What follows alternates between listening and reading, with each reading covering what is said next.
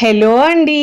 ఈరోజు మన కిచెన్‌లో నోటికి రుచిగా గోధుమ పిండి, 2 ఉల్లిపాయలతో ఒక కొత్తగా మంచి టేస్టీగా, హెల్తీగా బ్రేక్‌ఫాస్ట్‌ని ఎలా చేయాలో చూపించబోతున్నానండి. అప్పటికప్పుడు చాలా ఈజీగా చేసుకోవచ్చండి. అలాగే వీటికి తోడు ఎలాంటి చట్నీ అవసరం కూడా లేదండి. ఇలా తిన్నా కూడా చాలా రుచిగా ఉంటది. 1కి 2 తినేస్తారండి. అంత కమ్మగా ఉంటది. మార్నింగ్ బ్రేక్‌ఫాస్ట్‌లోకి లేదంటే నైట్ డిన్నర్‌లో కూడా చేసుకొని కమ్మగా చాలా ఈజీగా చేసుకోవచ్చండి. మరి ఇక ఏమాత్రం ఆలస్యం చేయకుండా చాలా ఈజీగా, టేస్టీగా, హెల్తీగా గోధుమ పిండితో బ్రేక్‌ఫాస్ట్‌ని ఎలా చేయాలో చూద్దాం రండి. ముందుగా ఇక్కడ నేను ఒక మిక్సింగ్ బౌల్ తీసుకొని దాంట్లో 1 కప్పు గోధుమ పిండి తీసుకున్నానండి. హెల్తీగా చేయడానికి నేను ఇక్కడ గోధుమ పిండి తీసుకున్నాను. ఇప్పుడు దీంట్లో ఒక హాఫ్ టీ స్పూన్ దాకా వాము వేసుకోవాలండి. వాము వేసుకోవడం వల్ల అరుగుదలకు చాలా మంచిది. ఇంకా ఫ్లేవర్, టేస్ట్ కూడా చాలా బాగొస్తుంది. ఇప్పుడు దీంట్లో రుచికి సరిపోయినంత ఉప్పు వేసుకోవాలండి. ఒక పావు టీ స్పూన్ దాకా తగులుతుంది ఉప్పు అయితే. ఇప్పుడు ఇలా ఉప్పు వేసుకున్న తర్వాత ఇప్పుడు దీంట్లో మనము ఒక 2 టీ స్పూన్ల ఆయిల్ వేసుకోవాలండి. ఇలా ఆయిల్ వేసుకొని పిండిలో కలుపుకుంటే మనకు సాఫ్ట్‌గా చాలా బాగొస్తాయి.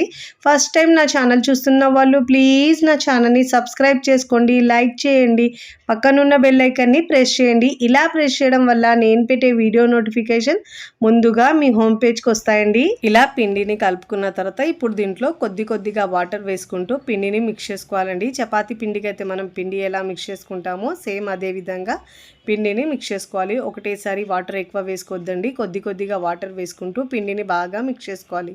అప్పుడే మనకు చపాతీలు అనేవి సాఫ్ట్‌గా చాలా బాగా వస్తాయి.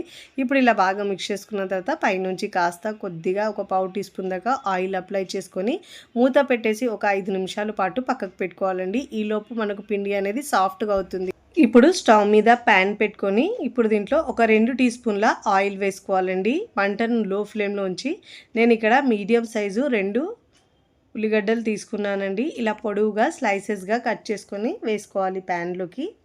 మంటను మీడియం ఫ్లేమ్లో ఉంచి ఒక 2 నిమిషాల పాటు ఇలా బాగా వేయించుకోవాలండి. కాస్త సాఫ్ట్గా అయితే సరిపోతుందండి. మరీగా ఇలా రెడ్గా అయ్యే అవసరం ఉండదండి. ఇలా సాఫ్ట్గా అయితే సరిపోతుంది. మంటను మీడియం ఫ్లేమ్లో ఉంచుకొని ఇలా బాగా వేయించుకోవాలి. చూడండి ఇలా బాగా వేగిన తర్వాత ఇప్పుడు దీంట్లో మంచి ఫ్లేవర్ కోసము హాఫ్ టీ స్పూన్ దాకా అల్లం వెల్లుల్లి పేస్ట్ వేసుకోవాలండి.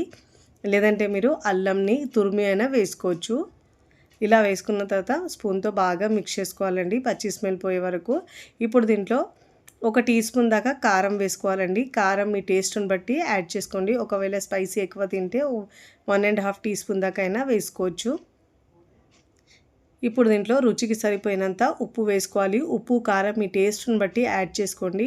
ఇప్పుడు దీంట్లో సన్నగా తరిగిన కొత్తిమీర కూడా ఒక 2 టేబుల్ స్పూన్ దాకా వేసుకోవాలి. మంటను మాత్రం లో ఫ్లేమ్లో ఉంచాలండి. ఇప్పుడు ఇలా లో ఫ్లేమ్లో ఉంచుకున్న తర్వాత స్టవ్ ఆఫ్ చేసుకొని ఇప్పుడు మసాలాలు యాడ్ చేసుకోవాలండి.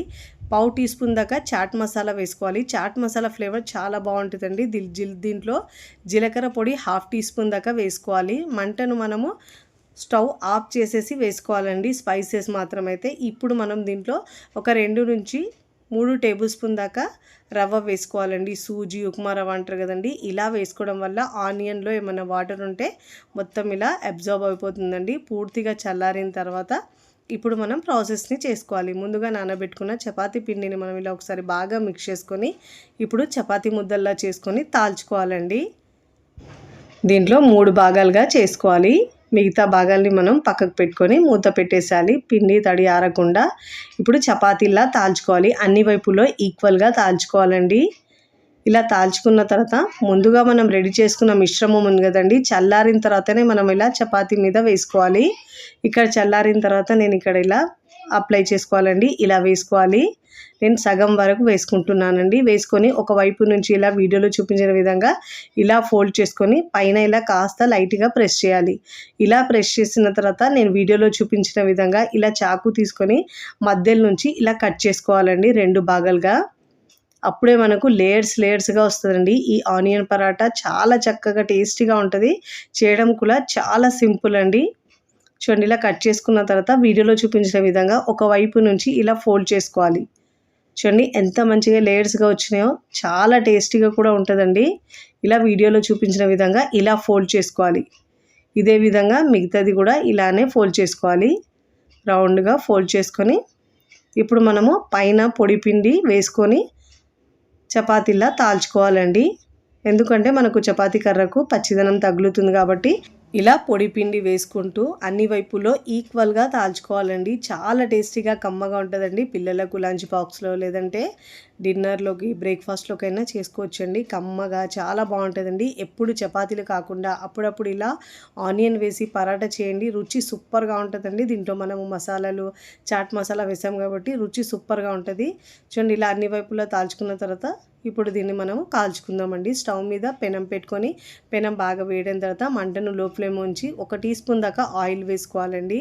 ఇలా ఆయిల్ వేసుకున్న తర్వాత మనం దీనిపైన పరాటా వేసుకోవాలి. ఇలా వేసుకున్న తర్వాత ఒకవైపు మంచిగా కాలిన తర్వాత మరోవైపుకి తిప్పుకోవాలి. రెండు వైపులో చక్కగా మంచి గోల్డెన్ కలర్ వచ్చే వరకు కాల్చుకోవాలి. చాలా టేస్టీగా ఉంటుందండి. ఎలాంటి చట్నీ అవసరం కూడా ఉండదు దీనికైతే, ఒట్టిగా తిన్నా కానీ బాగుంటుంది. ఇలా అన్ని వైపులో మంచిగా ఇలా కాల్చుకున్న తర్వాత ప్లేట్లోకి తీసుకోవాలి. చూడండి ఎంత చక్కగా కాలిందో. ఇదే విధంగా మిగతా పిండితో 1 బై 1 చేసుకొని ఇలా ప్లేట్లోకి సర్వ్ చేసుకోవాలి.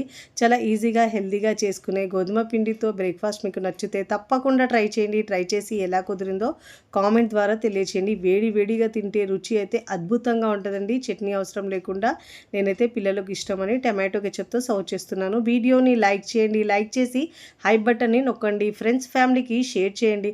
మరికొన్ని టేస్టీ సింపుల్ క్విక్ రెసిపీస్ కోసం టీ కిచెన్ని సబ్స్క్రైబ్ చేసుకోండి. కమెంట్ చేయడం అస్సలు మరవకండి. Thanks for watching.